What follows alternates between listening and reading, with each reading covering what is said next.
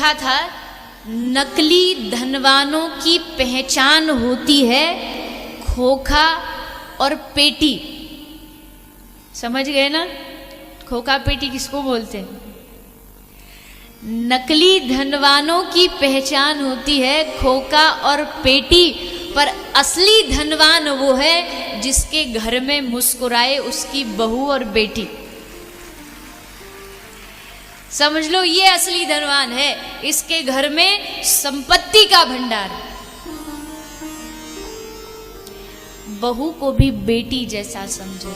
कहा आज कितनी कन्या दहेज के लिए जलाई जाती है।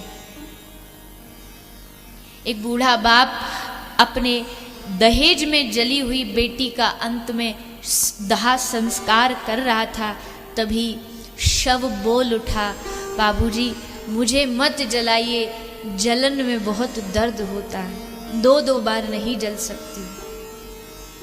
कितना अत्याचार किया जाता है। इसलिए मेरी प्रार्थना है आप सभी से, अगर बेटा वारिस है तो बेटी आपके घर का पारस है। अगर बेटा आपके घर का मान है तो बेटी आपका गुमान है। अगर बेटा आपका वंश है तो बेटी आपका अंश है।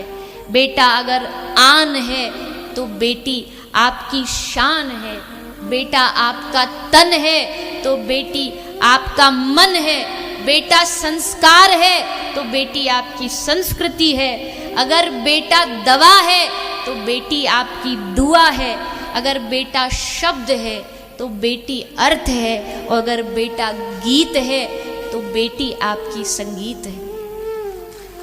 ये मत समझो, ये मत विचार करो कि बेटियों को कम आंका जाए या उन स्त्रियों को, उन कन्याओं को।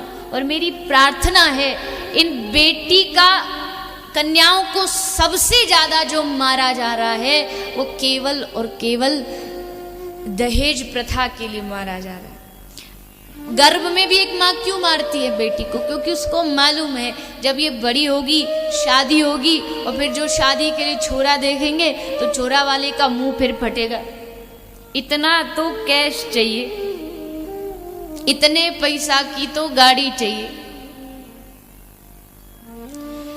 बड़े बड़े धनवान तो कैसे ना कैसे कर देते हैं, और बड़े बड़े धनवान तो अपने शान के लिए बेटियों को करोड़ों दे देते हैं। लेकिन उसके चक्कर में अगर कोई मारा जाता है तो वो एक गरीब